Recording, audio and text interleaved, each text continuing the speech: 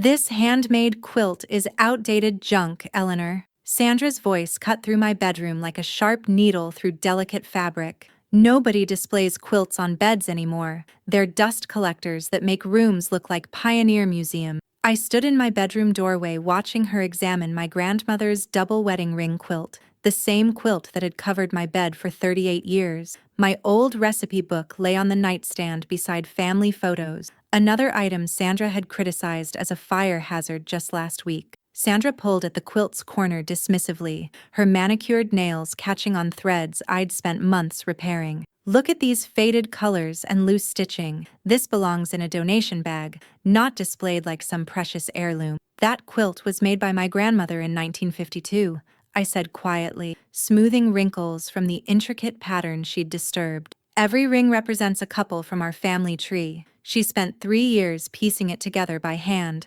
Exactly my point, Sandra snapped, her voice growing sharper. 70-year-old fabric sewn by someone who couldn't afford store-bought bedding. It's time to accept that some things outlive their usefulness. My son David sat in the living room reading his tablet, the sound of morning news filtering through the house he'd grown up in. He said nothing to defend the quilt that had covered his childhood bed during every fever, every nightmare, every moment when comfort mattered more than fashion. Sandra continued her inspection like a quality control expert finding defects. These hand-stitched quilts harbor dust mites and allergens. Modern comforters are hypoallergenic and machine washable, much more appropriate for someone your age, someone my age, 75 years old and suddenly incapable of choosing appropriate bedding for my own bedroom. David finally appeared in the doorway, but not to defend family tradition. Maybe Mom could pack this away for storage, get something more modern and easier to maintain. David, look at this ratty old thing,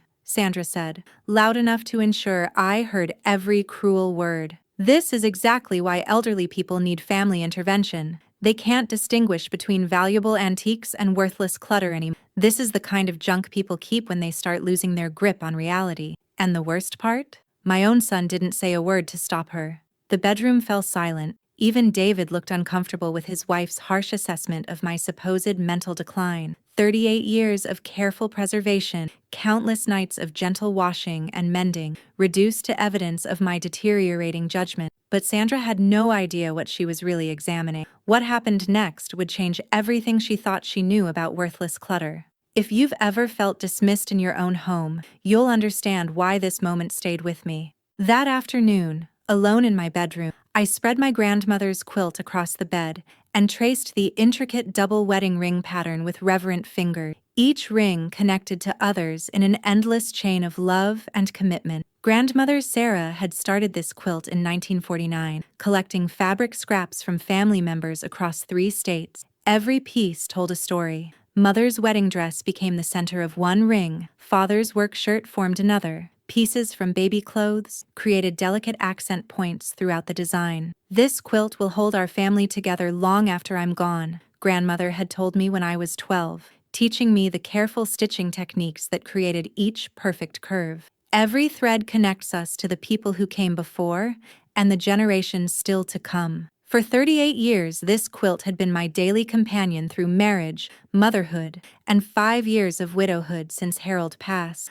I'd wrapped newborn David in its warmth, comforted him through childhood illnesses, and later provided the same security for my grandchildren during overnight visits. Sandra had grown up in a modern apartment where everything matched catalog pictures and nothing carried personal history. Maybe that's why she couldn't understand the value of handmade treasures that told family stories in every stitch. I opened the wooden hope chest at the foot of my bed and breathed in the familiar scent of cedar and lavender sachets. Inside lay other quilts grandmother had made, a star pattern for special occasion, a simple patchwork for everyday use, and several baby quilts still waiting for future generations. But something felt different today. Sandra's words echoed harshly, losing their grip on reality and worthless clutter, as if my age had somehow made me incapable of recognizing true value. I examined the double wedding ring quilt more carefully than I had in years, running my fingers along seams and checking corners where wear might be starting. That's when I noticed something I'd never seen before,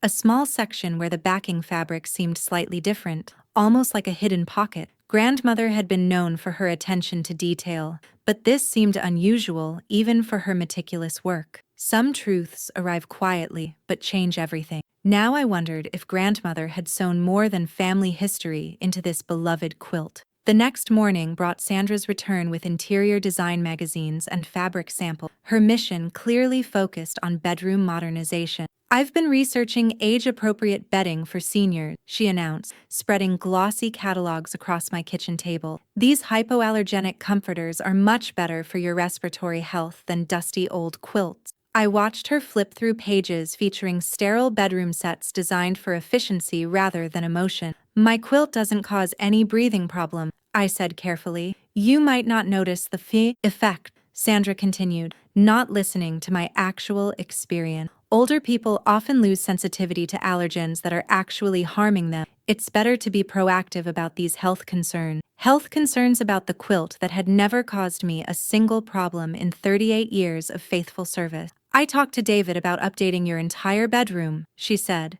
pointing to a particularly bland ensemble. "He agrees it's time for more practical choices, something that doesn't require the special care these old quilts demand." Special care, like the gentle hand washing and careful storage that had preserved my family's textile heritage for 7 decades. "You know," I said slowly, testing her reaction, "my grandmother was quite particular about her quilting tech. She used special methods that aren't common anymore." Sandra's eyes lit up with interest, but not the kind I'd expected. "Special methods? What kind of special methods?" "She had her own way of layering fabrics and creating backing," I continued, watching Sandra's expression carefully. "Sometimes she'd add extra elements between the layers for durability." "Extra elements?" Sandra leaned forward, suddenly focused. "What kind of extra element? Like additional batting or something?"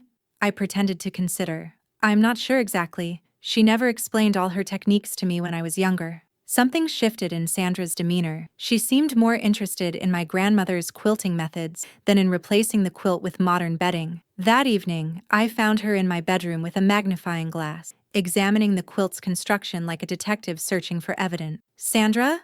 What are you doing?" She straightened quickly, caught in the act. "Oh, I was just checking the quality of the stitching. You know, documenting the craftsmanship before we pack it away." Documenting the craftsmanship with a magnifying glass, while I was supposed to be in the kitchen preparing dinner. But what happened next revealed Sandra's true intention. "Maybe we should get this appraised," she suggested, her voice too casual, "just to know if it has any historical value before donating it." Historical value, or monetary value. That's when I realized Sandra wasn't trying to protect my health from allergen. She suspected my grandmother's quilt might be worth something, and she wanted to discover exactly how much. Friday brought another uninvited guest. Sandra arrived with David and a woman carrying a professional camera and measuring tool. "Mom, this is Patricia," David explained, looking slightly uncomfortable. "She's a textile expert who specializes in vintage quilts." Sandra thought it would be interesting to learn about grandmother's techniques. Sandra's smile was too bright,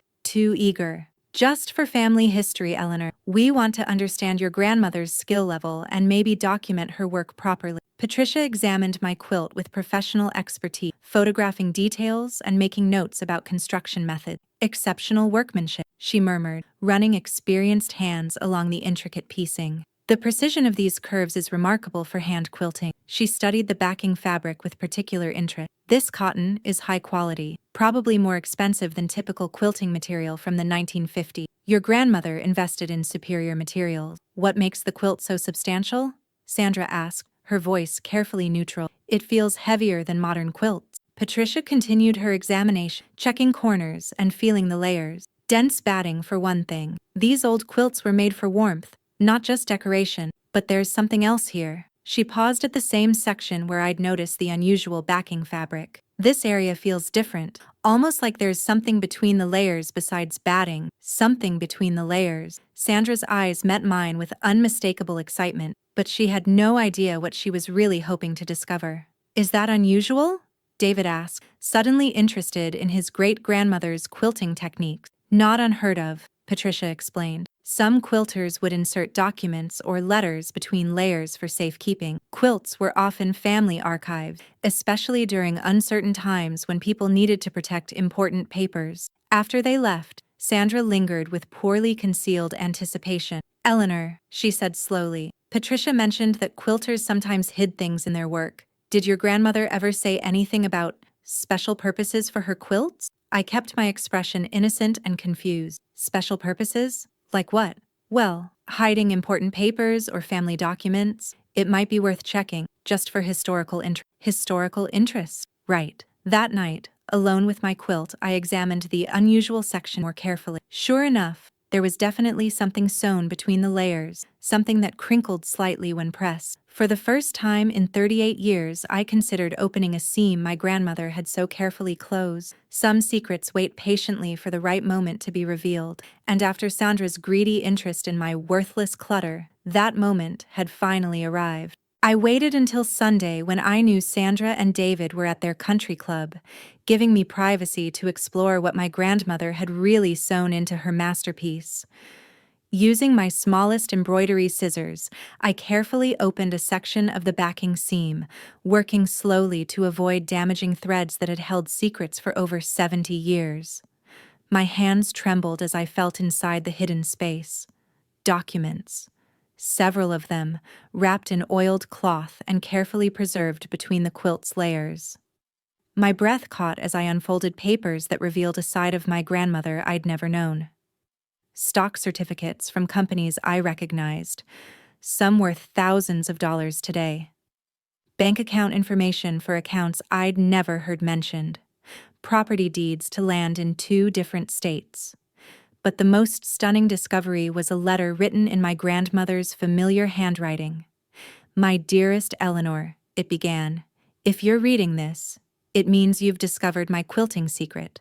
I've been saving money for our family's future, but during these uncertain times, I needed a safe place to hide important papers where only family would think to look. The letter explained how she'd worked as a seamstress for wealthy families, saving every extra penny and investing wisely when most women weren't allowed to make financial decisions independently. She'd documented every transaction and hidden the proof in her most treasured creation, the quilt that would stay with our family forever. This quilt represents more than fabric and thread, her letter continued. It holds the financial foundation I've built for my children and grandchildren. Use this wisely, and remember that sometimes the most valuable gifts are hidden in plain sight. As I read, I realized my grandmother had been far more sophisticated than anyone had given her credit for. She'd used her reputation as a simple quilter to hide her true genius, building wealth systematically while everyone assumed she was just making pretty bed covers. Some of these shares had quietly doubled and split so many times that one certificate alone was now worth more than David's annual salary. Sandra's eager face flashed through my mind. She'd sensed something valuable, but had no idea she was looking at financial security that had been carefully preserved for 3 generations. I thought about her cruel words, losing their grip on reality, and worthless clutter. She'd been circling like a vulture, hoping to profit from what she saw as an elderly woman's inability to recognize true value. But she had no idea what she was really hunting. The quilt that Sandra had dismissed as outdated junk contained enough wealth to change my entire financial situation and David's inheritance. Tomorrow, I would show them exactly what my grandmother's worthless clutter was really worth. Monday morning brought Sandra's predictable return, this time with moving boxes and packing materials. Eleanor, I've arranged for textile. Donation pickup this afternoon, she announced without invitation, setting boxes in my bedroom like a fait accompli. It's time to clear out these old quilts and make room for modern bedding that's better for your health. Donation pickup? My heart raced, but I kept my voice steady. I haven't agreed to donate anything. David thinks it's best, she said firmly, already reaching for my quilt. We've found a lovely charity that accepts vintage textiles. They'll put your grandmother's work to good use instead of letting it gather dust. They were planning to dispose of my family treasure without my explicit consent, treating me like an incompetent person who couldn't manage her own possessions. I'd like more time to examine the quilt properly, I said carefully, watching her reaction. Patricia mentioned it might have historical significance. Sandra's eyes narrowed with impatience.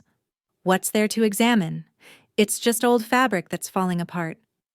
The sooner we get it out of here, the better for your respiratory health. Still, I'd like to check for those documents Patricia mentioned.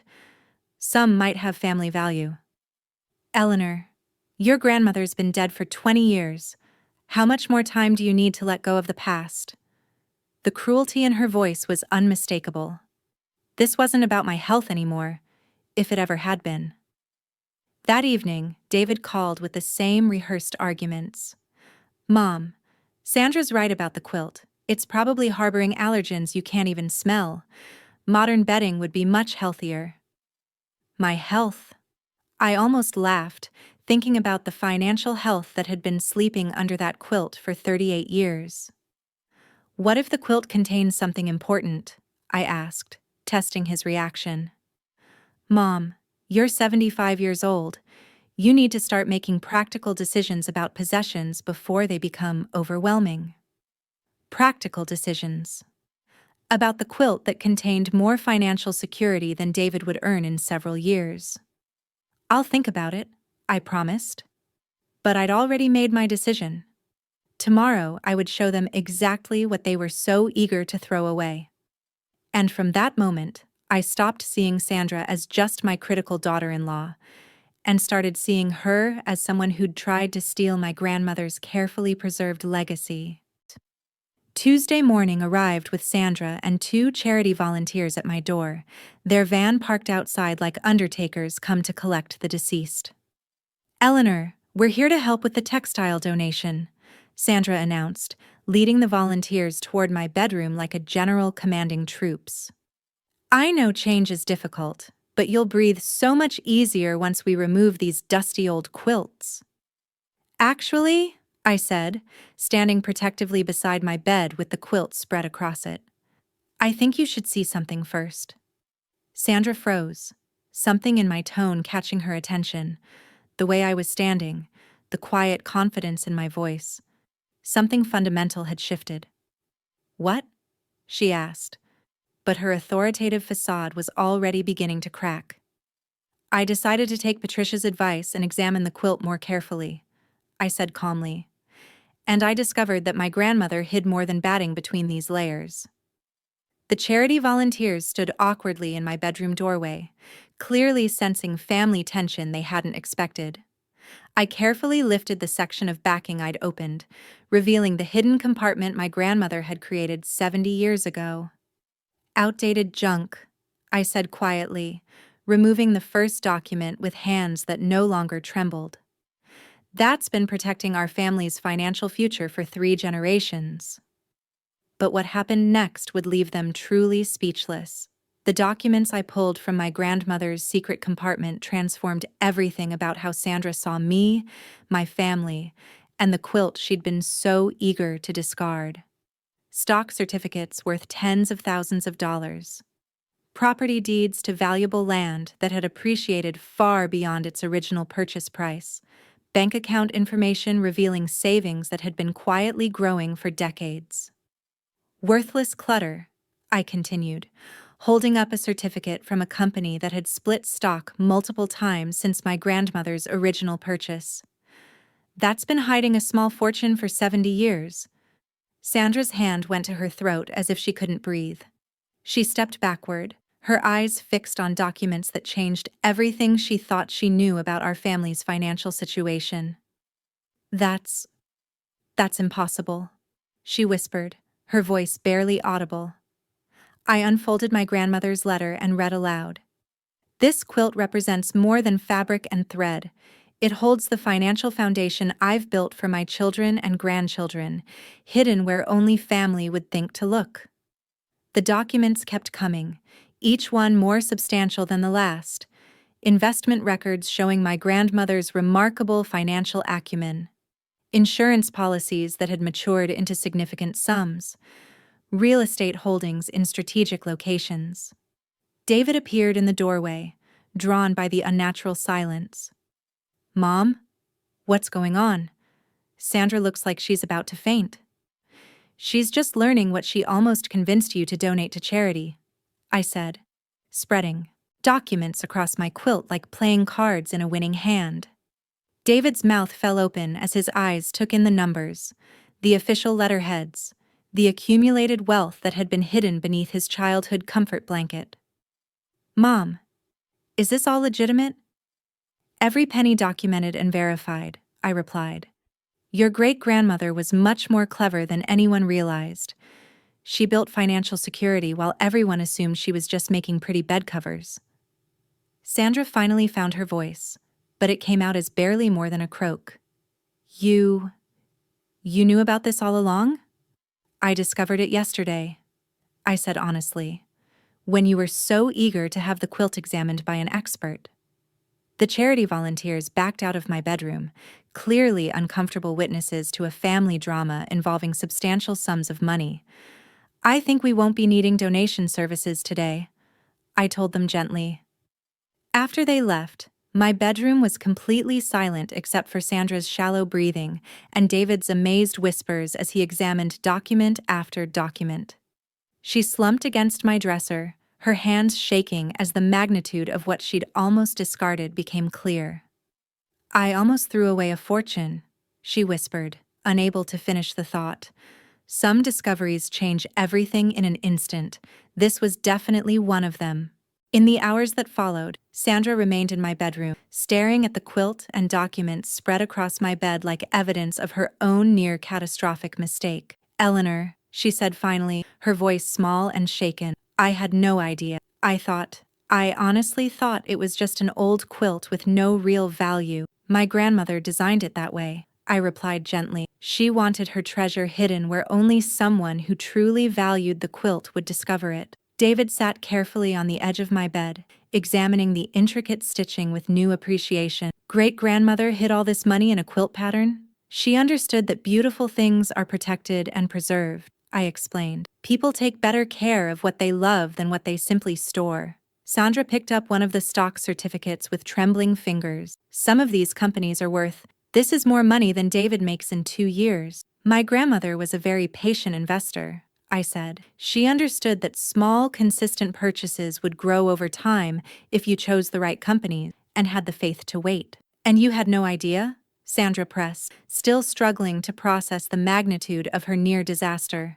I knew she was careful with money. I didn't know she was brilliant with it. We spent the next hour going through every document, understanding the sophisticated investment strategy my grandmother had developed, while everyone assumed she was just a simple seamstress who made quilts in her spare time. Sandra apologized repeatedly for calling the quilt worthless junk and for questioning my judgment about keeping family heirloom. I can't believe if you hadn't found these papers, but I did find them, I said firmly, and now we know the truth about what my grandmother really gave us. The quilt lay spread across my bed, no longer hiding its secrets but displaying them proudly. The double wedding ring pattern seemed even more meaningful now, knowing that each ring represented not just family marriages but financial security that connected generations. But then something unexpected happened. Sandra started asking different questions, not about money, but about my grandmother's life, her sacrifices, the choices that had led to this moment of discovery. In the weeks that followed, everything in our family dynamic changed like a quilt pattern rearranged into a completely new design. Sandra couldn't look at the quilt the same way ever again. When she visited now, she treated it with the reverence usually reserved for museum pieces, running gentle fingers along seams she'd once criticized as loose stitching. She apologized, repeatedly and genuinely, for dismissing my grandmother's work, and for questioning my competence to make decisions about family treasure. Eleanor, I'm so sorry. I thought I was helping, but I was wrong about everything. Some things look ordinary until you understand their true purpose, I replied, allowing her the dignity of learning from her mistakes. David helped me organize the documents properly, his respect for his great-grandmother's wisdom evident in every careful movement. I can't believe she planned all this and never bragged about it. All those years, we thought she was just good at sewing. Your great-grandmother knew that women's security often depends on what others don't see,